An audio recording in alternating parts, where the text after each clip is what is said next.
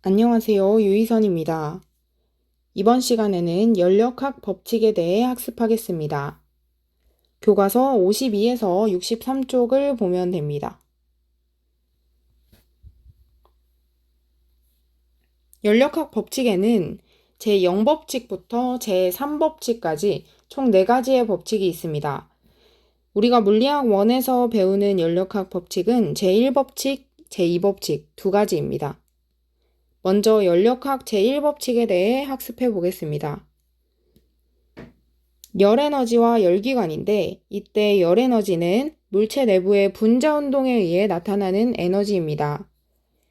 여러분들이 온도와 열의 개념을 혼동하여 사용하는 경우가 많은데 정확한 정의는 온도는 물체의 차갑고 뜨거운 정도를 수치로 나타낸 것이고 열은 온도가 다른 물체가 접촉해 있을 때 온도가 높은 물체에서 낮은 물체로 스스로 이동하는 에너지의 개념입니다.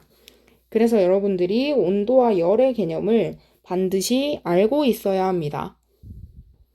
이때 우리가 실생활에서 사용하는 섭씨 온도의 개념과 절대 온도의 차이가 중요합니다. 실생활에서 25도씨, 기온이 35도씨라고 표현을 하는 것은 섭씨 온도, 즉 도씨의 단위를 사용하는 온도의 개념입니다. 그런데 우리가 물리학에서 사용하는 온도의 단위는 켈빈입니다. 그래서 이 절대 온도는 섭씨 온도에 273.15를 더해주면 구할 수 있습니다. 열 평형이란 온도가 다른 두 물체가 접촉해 있을 때 두 물체의 온도가 같아진 상태를 의미합니다. 우리가 차가운 아이스크림을 손으로 잡고 있으면 아이스크림의 온도와 손의 온도가 언젠가는 같아지게 됩니다. 이러한 것을 열 평형이라고 합니다. 열기관이란 열을 일로 바꾸는 장치로 열을 이용하여 피스톤을 움직여 동력을 얻는 장치입니다. 예를 들면 자동차에 사용하는 가솔린 기관, 디젤 기관 이런 것들이 있고 추가로 증기기관이나 스털링 기관도 문제집에 나올 수 있습니다.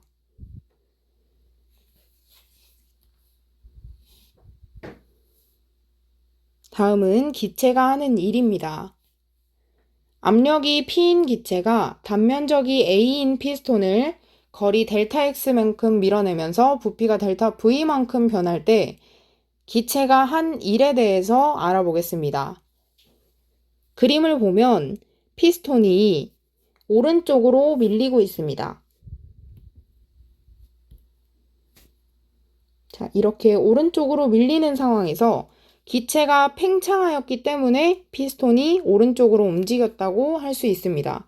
이때 우리는 기체가 피스톤에 일을 했다고 하고 그 일은 역학에서의 일과 마찬가지로 W라고 표현합니다. 그래서 그 W는 우리가 지난 시간에 FS, 힘 곱하기 힘의 방향으로의 이동거리 S를 곱하면 그게 일의 크기가 된다는 것을 배웠습니다.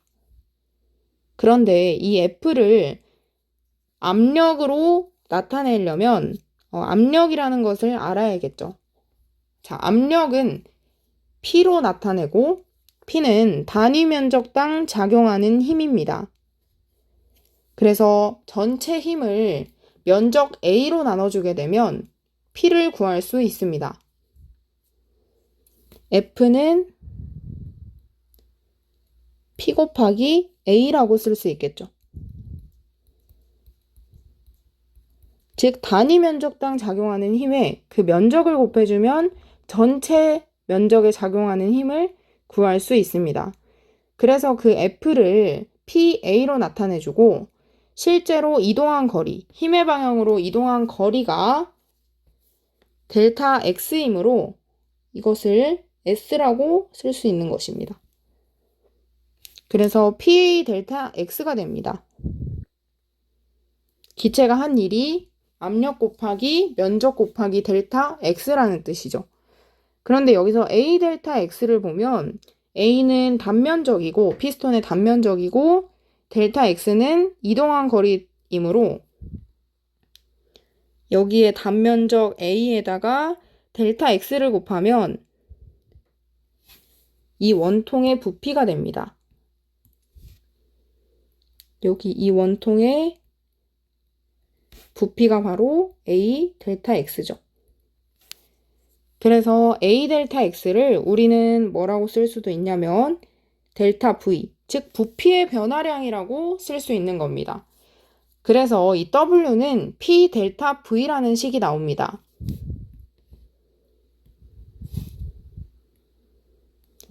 W는 P 델타 V가 의미하는 것은 기체가 피스톤을 밀면서, 즉 팽창하면서 한 일은 압력 곱하기 부피 변화량이라는 것입니다. 여러분들이 W는 P 델타 V라는 식을 반드시 알아두어야 합니다. 우리가 충격량에서 힘 시간 그래프 아래의 면적이 충격량을 의미했던 것처럼 압력 부피 그래프를 그리면 그 아래의 면적이 2를 의미하게 됩니다. 그래서 PV 그래프를 보면 여러분들이 이 아래의 면적이 기체가 한 일의 크기라는 것을 반드시 알고 문제를 풀어야 합니다.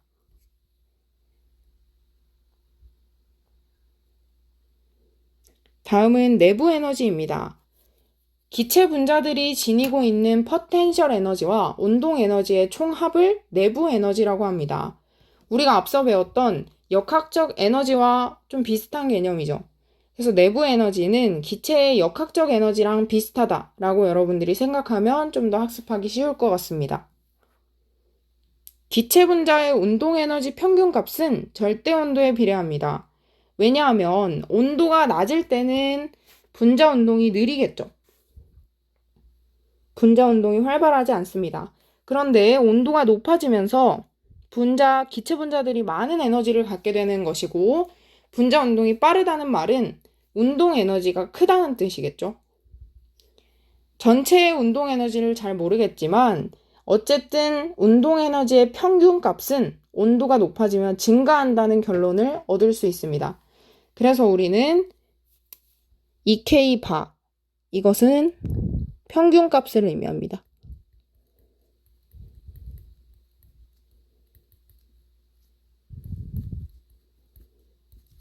막대기처럼 생겨서 바라고 했습니다. EK 바는 T에 비례한다, 절대 온도에 비례한다 라고 말할 수 있습니다. 그런데 운동 에너지에 대해서만 얘기가 나오고 포텐셜 에너지에 대한 얘기가 없다는 것은 그것을 무시할 수 있는 기체가 있다는 것이겠죠. 우리가 흔히 이상기체라고 부르는 문제에서 주어지는 이상적인 기체는 분자 사이의 인력을 무시할 수 있습니다. 분자 사이에는 서로 끌어당기는 인력이 존재하는데, 그래서 멀리 떨어져 있으면 포텐셜 에너지도 존재합니다.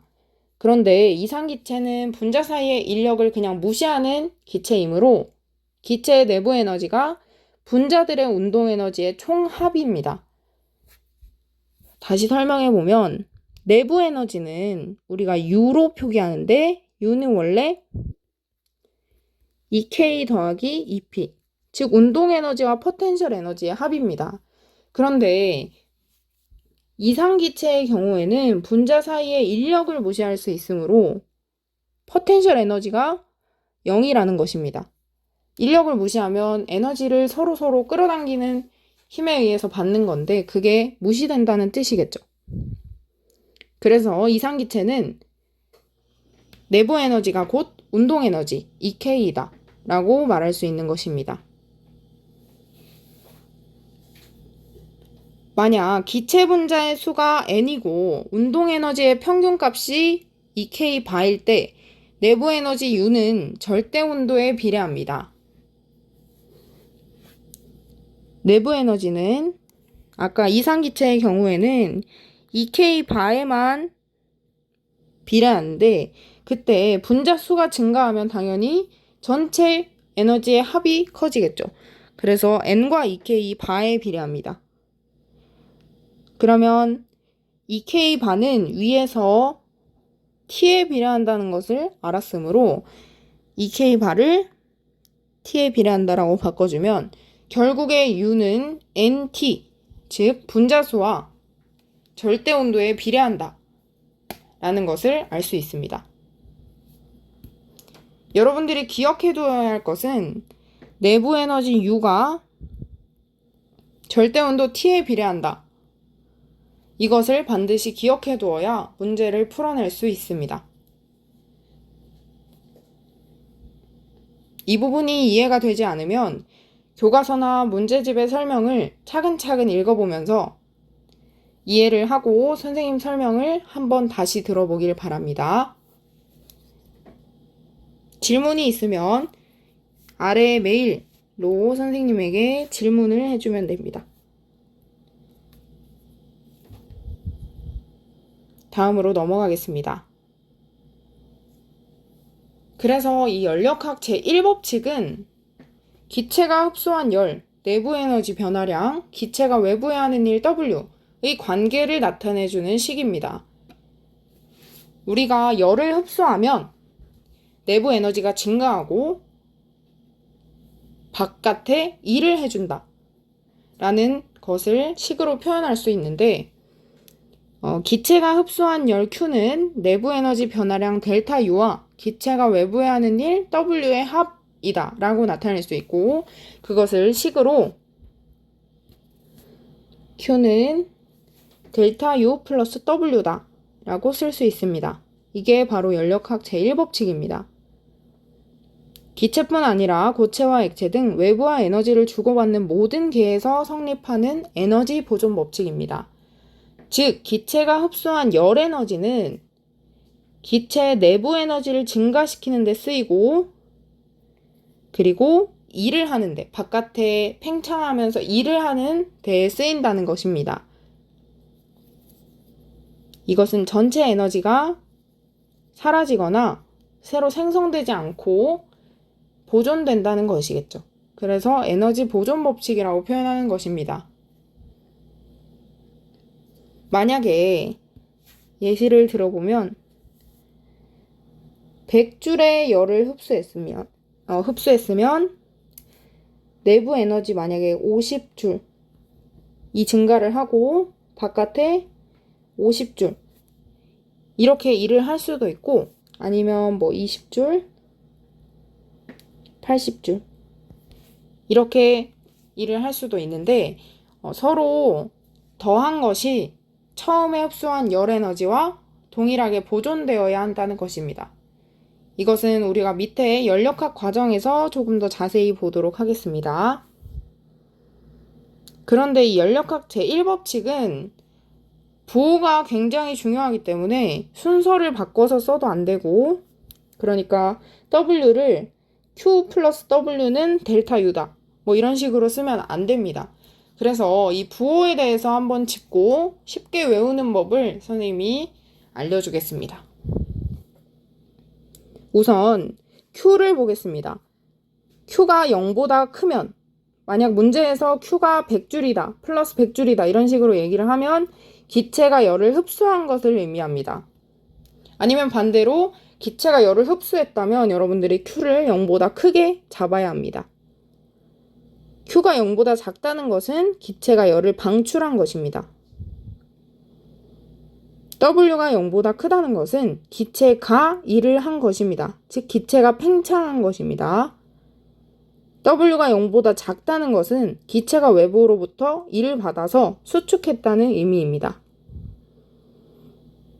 델타 U가 0보다 크다는 것은 내부 에너지가 증가한다는 말이고 내부 에너지가 증가한다는 것은 즉 절대 온도가 증가한다는 것입니다. 그래서 기체의 온도 증가라고 표현할 수 있고 델타 U가 0보다 작다는 것은 내부 에너지 감소.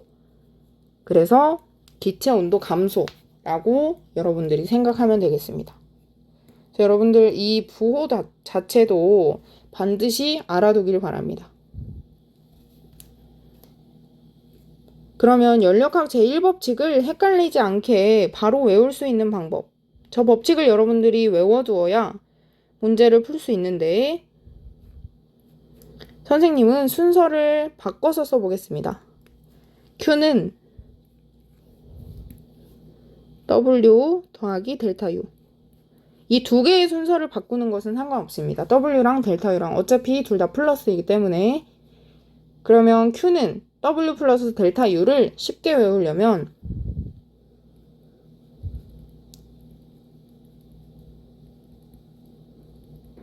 선생님은 진지한데 여러분들은 웃길 수도 있겠네요. 자, 와플 주세요 라고 외우면 됩니다. 1학기 때 배웠던 친구들이 많이 웃더라고요. 근데 선생님은 그래도 이렇게 외우는 것이 낫다고 봅니다. 자, 와플 주세요가 의미하는 바를 설명하겠습니다. 자, 와는 W를 의미하고 풀은 플러스, 주는 그냥 쉽게 외우기 위해 넣은 거고, 자, 세는 델타, 세모를 의미하고 U는 이렇게 U, 내부 에너지를 의미합니다. 그래서 Q는 와플 주세요라고 외우면 여러분들이 연력학 제1법칙의 부호를 헷갈릴 일이 없습니다. 그러니까 예를 들면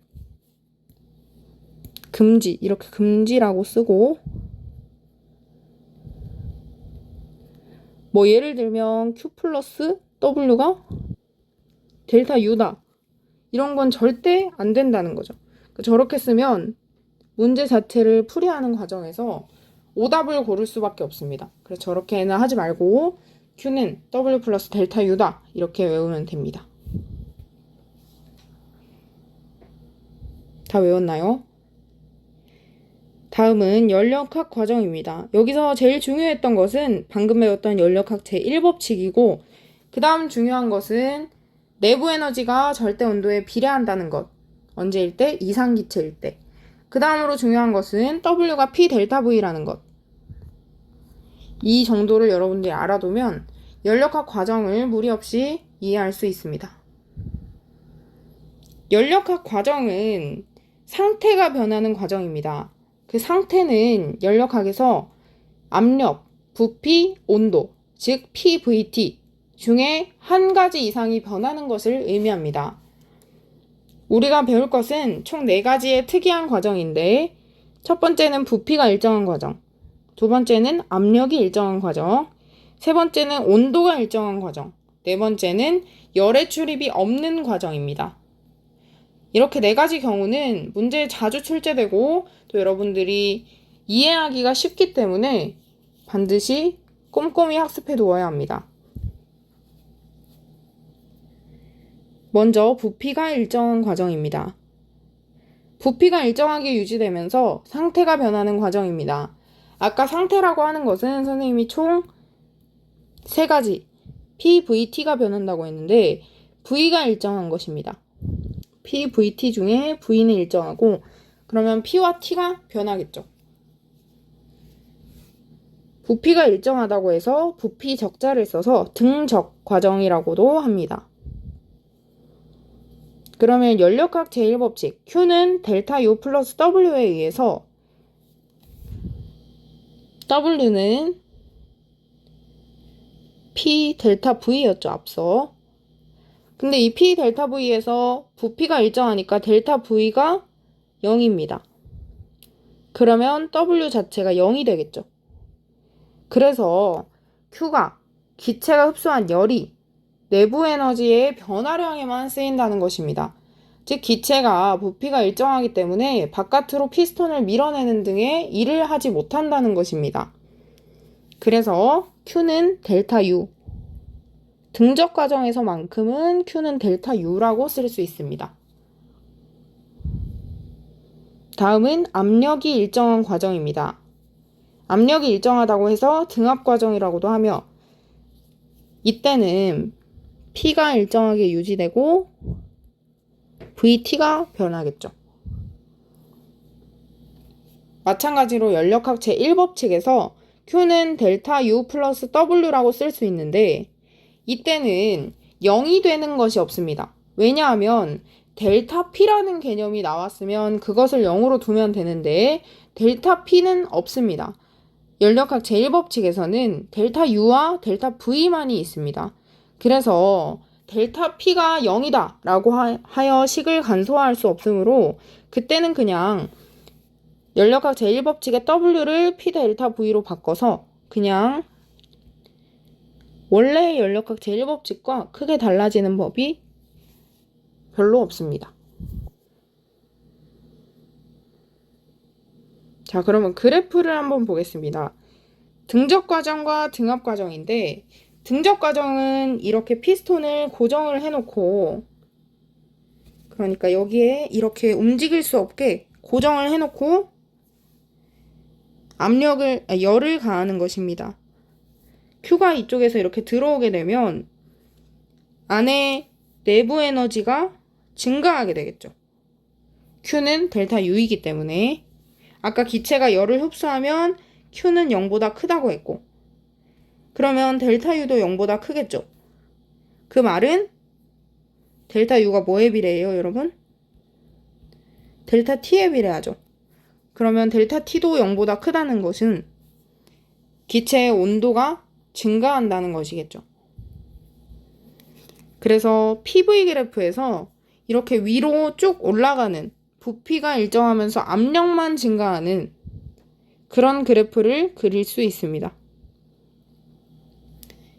자, 여기서 T1 그래프와 T2 그래프가 나오는데 이것을 한번 자세히 보겠습니다. 자, 여기서 T1 그래프는 요거 이렇게 곡선으로 그려지고 T2 그래프는 이렇게 그려지고 있죠. 등온 그래프, 그러니까 저 곡선을 따라서 요 아래의 그래프는 다 T1으로 같고 위의 그래프는 온도가 다 T2로 같은 선을 연결해 놓은 것입니다. 그런데 이때 온도가 증가한다는 말은 T1에서 T2로 이렇게 올라간다는 뜻이죠. 맞나요? 그래서 이 위에 등온 그래프는 항상 이런 식으로 그릴 수 있는데 이때 이것을 T1, T2, T3라 하면 이 위로 갈수록 온도가 더 높게 됩니다. 그래서 온도가 증가하면 항상 이렇게 위로 올라가는 그래프를 그리게 됩니다. 자, 그래프에서 아까 PV 그래프에서 아래의 면적이 의미하는 게 뭐였죠, 여러분? 아래의 면적이 의미하는 것이 바로 기체가 한 일이었죠. 여기서는 지금 면적이 없어요. 왜냐하면 부피가 일정하기 때문에 일직선으로 쭉 올라가죠. 그래서 그래프 아래에 면적이 없기 때문에 기체가 한 일이 0이구나. 그래서 Q가 그냥 델타 U다. 이런 식으로 그래프만 보고도 추론을 할 수 있습니다. 등압 과정 그래프를 한번 보겠습니다. 압력 부피 그래프입니다. 똑같이 PV 그래프에서 이번에는 압력이 일정하게 유지되고 오른쪽으로 이렇게 가는 그래프가 그려집니다. 이때도 기체가 한 일은 그래프의 넓이인데 이때는 넓이가 지금 요 아래 면적으로 이렇게 그려진다는 것을 여러분들이 확인할 수 있죠. 자, 등압 과정은 요 안에 기체의 압력이 일정하게 유지된다는 것입니다. 그런데 이 등압 과정은 아까 앞서 학습했듯이 별다른 특징이 없으므로 Q는 델타 U 플러스 W, 그래서 델타 U 플러스 P 델타 V 이렇게 쓸 수 있는 것입니다. 그러면 그래프 아래의 면적은 여기를 P라고 하면 그래프 아래의 면적은 P V2 V1이 되겠죠. 그래서 이게 P 델타 V라는 것을 한눈에 확인할 수 있습니다. 이때도 마찬가지로 온도가 증가하는 것을 볼 수 있습니다. 처음에는 T1에서 시작했는데 나중에는 T2가 되었죠. 맞나요? 그래서 두 과정 모두 온도가 증가한다. 즉 델타 U가 0보다 크다 라는 것을 알 수 있습니다. 다음은 등온 과정입니다. 등온 과정은 기체의 온도가 일정하게 유지되면서 상태가 변하는 과정입니다. 앞서 PVT에서 T가 일정하게 유지되는 과정입니다. 자, Q는 델타 U 플러스 W인데 온도가 일정하게 유지된다는 것은 T가 일정하고 따라서 내부 에너지 변화량, 온도에 비례하는 내부 에너지 변화량이 0이라는 것입니다. 그래서 이 델타 U를 0으로 놓으면 Q는 W라는 결과를 얻습니다. 즉, 기체가 흡수한 열이 전부 다 기체가 외부에 하는 일로 간다는 뜻입니다. 마지막으로 열의 출입이 없는 과정입니다. 열의 출입이 없을 때는 Q가 0이라는 뜻입니다.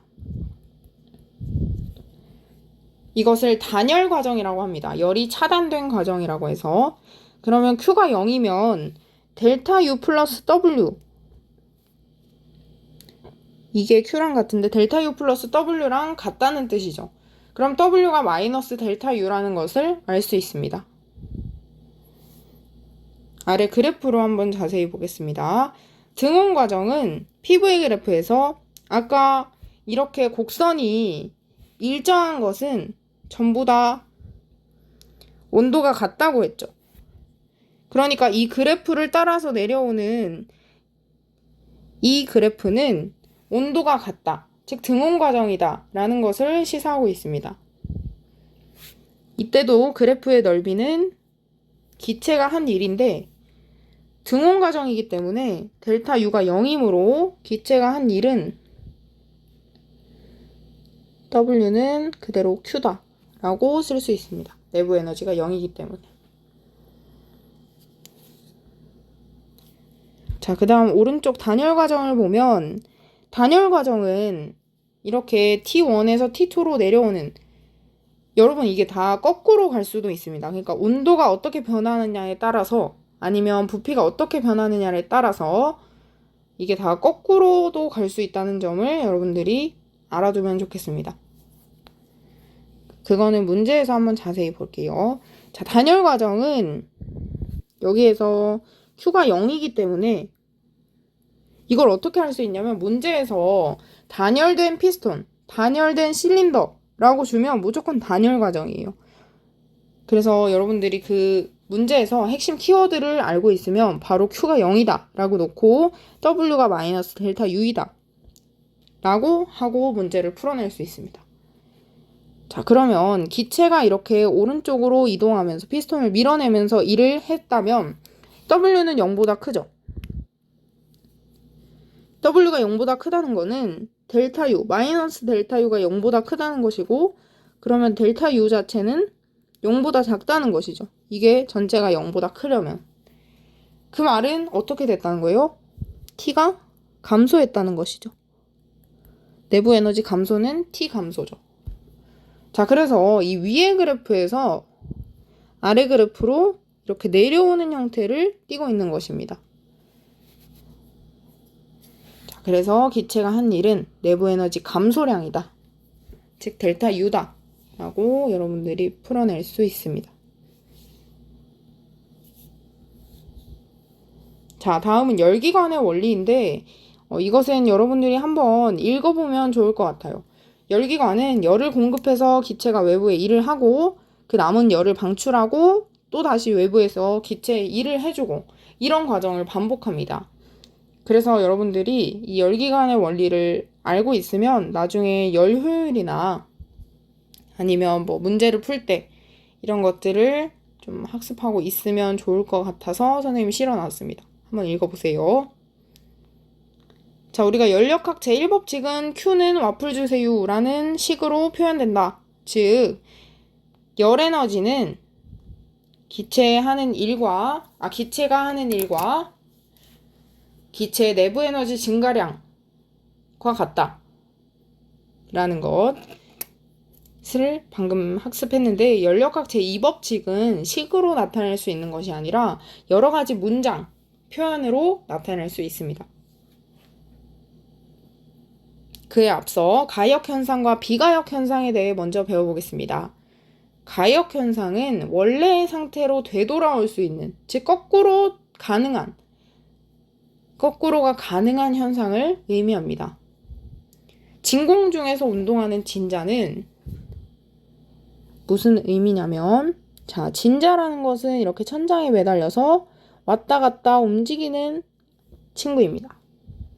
그런데 진공 중에서 운동하는 진자는 아무런 마찰과 공기 저항을 받지 않습니다. 그래서 항상 이쪽으로 이렇게 갔다가 원래의 상태로 돌아올 수 있는 것입니다. 이런 것들이 가역 현상의 예입니다. 실제에서는 일어나기가 힘들겠죠.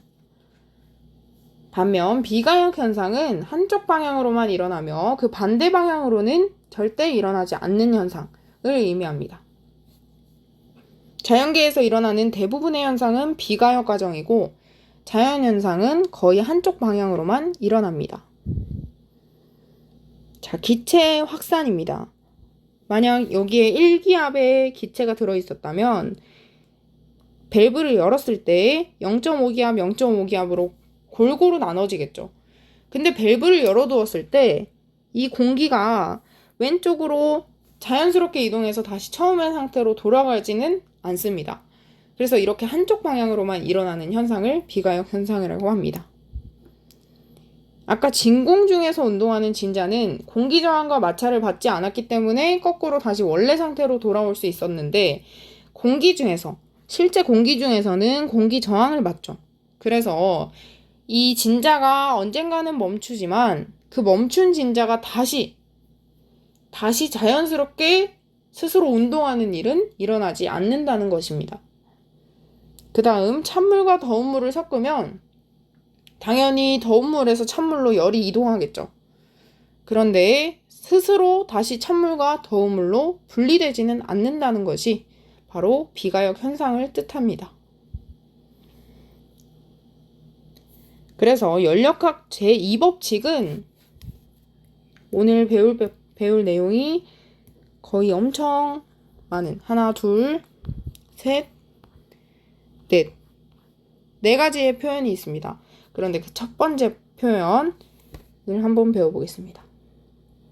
자발적으로 일어나는 비가역 현상에는 방향성이 있다.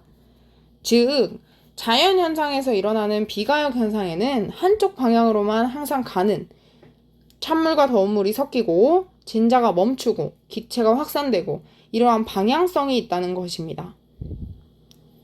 열의 이동으로 보겠습니다. 열의 이동과 연력학 제2법칙.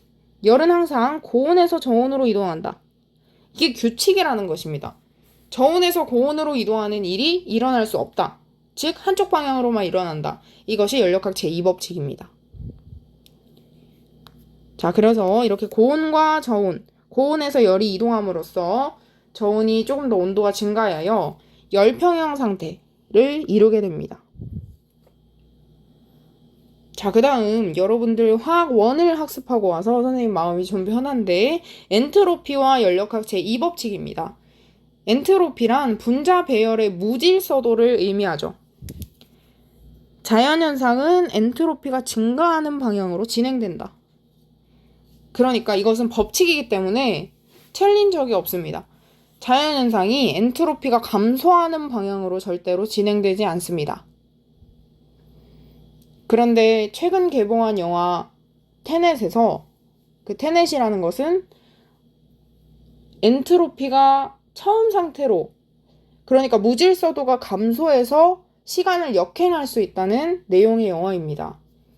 선생님은 개인적으로 크리스토퍼 놀란의 인터스텔라와 인셉션을 너무 재밌게 봐서 그 테넷도 한번 봤는데 그 영화의 내용이 좀 현실적이지 않다라는 생각이 들었습니다. 물론 인셉션도 마찬가지죠. 여러분도 관심이 있으면 이 엔트로피와 연력학 제2법칙을 배운 후에 테넷 영화를 한번 보면 더 재밌을 것 같습니다. 자, 이것은 외부와 열적, 역학적 상호작용을 하지 않는 입자들의 모임에 대해서 알아야 되는데 이런 모임을 고립계라고 합니다. 고립계에서 자발적으로 일어나는 자연현상은 항상 확률이 높은 방향으로 진행됩니다. 아까 밸브를 열어서 기체가 확산된 것처럼 물속에 떨어뜨린 잉크방울이 시간이 지나면 확산하여 골고루 퍼지는 것.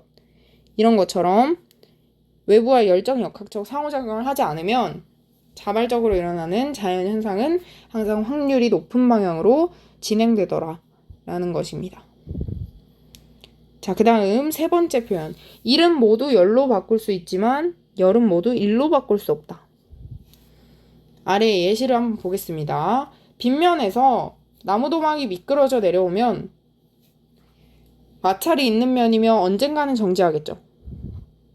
그렇다면 우리가 물체가 중력이 물체에 일을 했다라고 표현을 할 수 있는데 그 중력을 다시 끌어모아서 정지했던 물체가 저 위로, 빗면 위로 올라가는 일은 일어날 수 있을까요?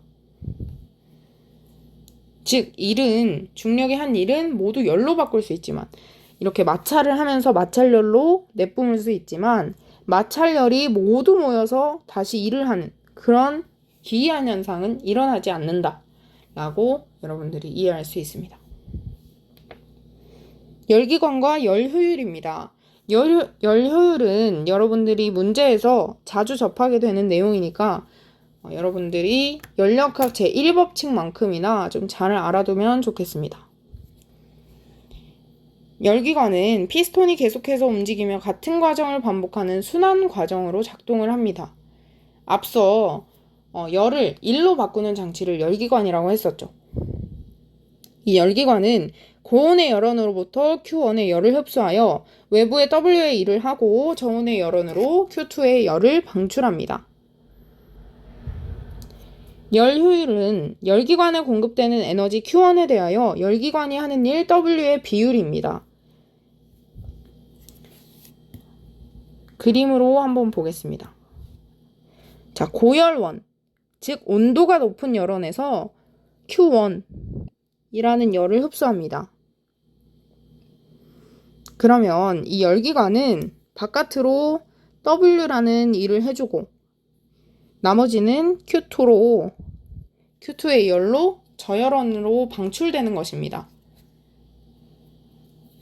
그러니까 고온의 기체는 W의 일을 하고 주변의 온도가 낮은 부분으로 Q2를 방출한다 라는 것입니다. 자, 이 열 효율은 여러분들이 반드시 알아두어야 하는 개념 중 하나입니다. 열 효율은 스몰 e라고 표시를 하며 Q1분의 W, 즉 흡수한 열분의 기체가 한 일 W라고 표현을 하고 이것은 우리가 여기서 Q2가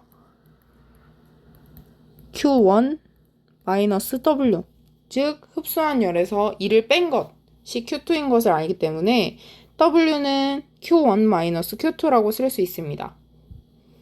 그래서 이 위에 W를 Q1 마이너스 Q2라고 바꾸어주면 Q1분의 Q1은 1이 되고 Q1분의 Q2를 오른쪽으로 남기면 1 마이너스 Q1분의 Q2가 된다는 것이죠. 만약에 100줄의 열을 흡수하고 30줄의 일을 했다면 바깥으로 방출되는 것은 70줄이겠죠. 이때 열 효율은 얼마나 될까요? 2는 흡수한 열 100분의 W니까 30이 되겠죠. 그래서 0.3이 됩니다. 그런데 이 0.3에다가 100을 곱해서 그냥 30%라고 표현할 수도 있습니다. 그래서 여러분들이 문제에 이 뒤에 단위가 붙느냐 안 붙느냐, 여기 뒤에 단위가 붙느냐 안 붙느냐로 이것을 100을 곱해야 될지 말아야 될지를 판단하면 됩니다. 그런데 이 Q1을 고온의 열원이라고 해서 QH라고 표현하기도 하고 하이 또는 핫 이렇게 표현하기도 하고 Q2를 QC 또는 QL이라고 표현하기도 합니다. 이때 C는 쿨, 시원하다 할 때 쿨을 의미하고 L은 low를 의미합니다. 낮은. 그래서 여러분들이 문제에서 Q1인지 QH인지 이런 것들을 파악하여서 풀기 바랍니다. 자, 열 효율이 100%인 열기관은 만들 수가 없다. 이것이 열 효율과 연력학 제2법칙, 즉 연력학 제2법칙의 다른 표현입니다. 열 효율이 100%인 열기관은 만들 수 없다. 한쪽 방향으로만 일어난다. 랑 같은 맥락입니다. 열 효율이 100%이려면 열이 다 1로 바뀌고 주변부에 절대 열이 방출되어서는 안 됩니다. 이게 다 Q1이 W가 되어야 되는데 절대 같을 수가 없다는 것입니다. 온도 차이가 나면 항상 열의 일부가 온도가 낮은 쪽으로 방출되기 때문에, 즉 이동하기 때문에 이런 일은 일어날 수가 없다. 라는 것입니다. 자, 카르노 기관입니다. 카르노 기관은 열 효율이 가장 높은 이상적인 열기관입니다. 카르노라는 과학자가 고온부의 온도가 TH이고 저온부의 온도가 TL인 조건에서 작동하는 열기관의 최대 열 효율이 아래와 같다고 증명을 해냈습니다. 그래서 같은 온도에서 작동하는, 즉 TH와 TL의 온도 열원에서 작동하는 실제 열기관은 카르노 기관보다 열 효율이 낮습니다. 카르노 기관의 카르노 열 효율이 최대이기 때문에. 자, 그럼 여러분들 이 공식도 별표 치고 알아두어야 되겠죠. 근데 위에 거보다 조금 덜 중요한 편입니다. 그래도 여러분들이 반드시 알아두어야 하고, 이는 TH분의 TH-TL. 위에 거랑 형태가 비슷한데 위에 거는 열이었고 밑에 거는 온도라는 차이가 있죠. 그래서 1-TH분의 TL로 나타낼 수 있습니다. 카르노 기관은 오른쪽 그래프를 보면 등온 압축, 단열 압축, 등온 팽창, 단열 팽창 이런 식으로 과정을 거치게 되는데, 이 사이의 면적이, 그래프 아래 면적이 바로 기체가 한 이름으로 저 사이의 공간이 바로 W가 됩니다.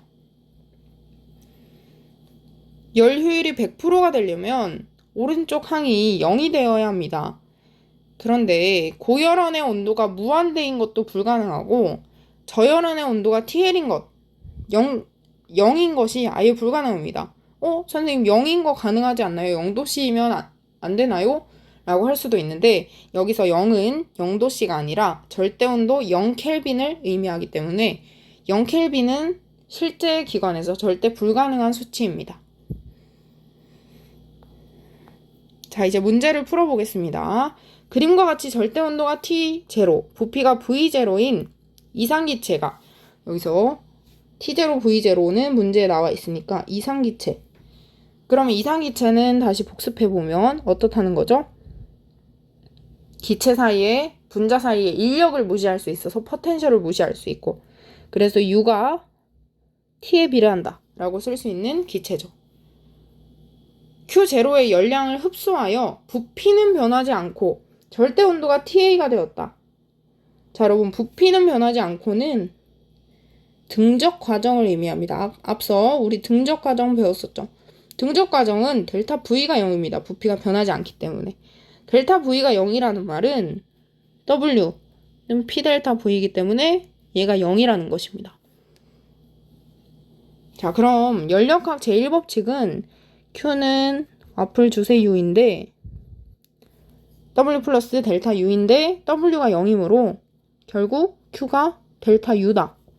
즉 흡수한 열이 모두 내부 에너지 변화량에 쓰인다는 것입니다. 자, 그러면 내부 에너지 증가량은 Q0보다 작다. 우리가 문제에서 Q0를 흡수했다고 했으니까 Q0가 그냥 델타 U다. 이렇게 알 수 있습니다. 기억에 대한 것입니다. 그러면 내부 에너지 증가량은 Q0보다 작은 게 아니라 같다라고 하면 되겠죠. 기체가 외부에 한 일은 0이다. 여러분, 기체가 외부에 한 일, W는 뭐예요? P 델타 V죠. 아까 델타 V가 0이었으므로 W는 0이 되겠죠. TA는 T0이다. 자, 여러분, 델타 U는 델타 T에 비례합니다. 즉, 내부 에너지가 증가하면 T도 증가합니다. 그런데 아까 Q0, 열을 흡수했으니까 Q0는 0보다 크죠? 무슨 말인지 알겠나요? Q0는 0보다 커요. 왜냐하면 기체가 열을 흡수했을 때, 기억이 잘 안 나면 위에 가서 다시 보기 바랍니다. 자, Q0가 0보다 크다는 말은 델타 U가 0보다 크다는 것이고, 그 말은 나중 내부 에너지가 처음 내부 에너지보다 크다는 것입니다. 즉 내부 에너지가 증가했다는 것이죠. 그래서 온도도 증가하게 됩니다. 그러면 처음과 나중이 같다는 TA는 T0는 틀린 게 되겠죠. 그래서 답은 2번이 됩니다. 그림은 어떤 열기관의 순환 과정을 기체의 압력과 부피의 관계로 나타낸 것이다. PV 그래프입니다. AB 과정과 BC 과정에서는 Q1, Q2의 열을 흡수, DA 과정에서는 Q3, Q4의 열을 방출. 한 번 순환 과정에서 기체의 내부 에너지 변화는 없다 라고 되어 있습니다. 즉 같은 온도로 돌아온다는 것이겠죠. Q1 플러스 Q2가 4Q이고 Q3 플러스 Q4가 3Q일 때 열기관의 열 효율을 물었습니다. 열 효율은 2로 나타낼 수 있고 Q1분의, 즉 흡수한 열분의 한 1의 양입니다. 그런데 이것은 Q1분의 Q1-Q2로 나타낼 수 있고 이것은 1-Q1분의 Q2로 나타낼 수 있었습니다. 이때 Q1은 흡수한 열, Q2는 방출한 열입니다. 그러니까 문제에서 주어진 Q1, Q2가 아니라 아까 우리가 앞서 배웠던 열 효율 공식에서 Q1, Q2를 의미한다는 것입니다. 자, 그럼 2를 구해보겠습니다. 그냥 흡수한 열, 1 마이너스 흡수한 열분의 방출한 열 해주면 됩니다. 그런데 흡수한 열은 Q1, Q2인데 그것을 더한 것이 4Q이고 방출한 것은 Q3, Q4인데 그게 3Q라고 했으므로 이것을 계산하면 4분의 1이 되죠. 근데 문제에서 보면 이렇게 %로 표시가 되어 있어요. 그 말은 아까 어떻게 하라는 거예요? 100 곱하라는 거죠. 그래서 2는 4분의 1 곱하기 100 해주면 %로 나타낼 수 있습니다. 25%. 답은 2번이 되겠죠. 긴 시간 강의 듣느라 고생 많았습니다. 여러분들 반복 학습하면서 연력학 법칙 반드시 알아두길 바랍니다. 계약하면 많은 문제를 풀어보면서 선생님이 여러분들 쉽게 이해할 수 있도록 조금 더 돕도록 하겠습니다. 오늘도 수고 많았습니다.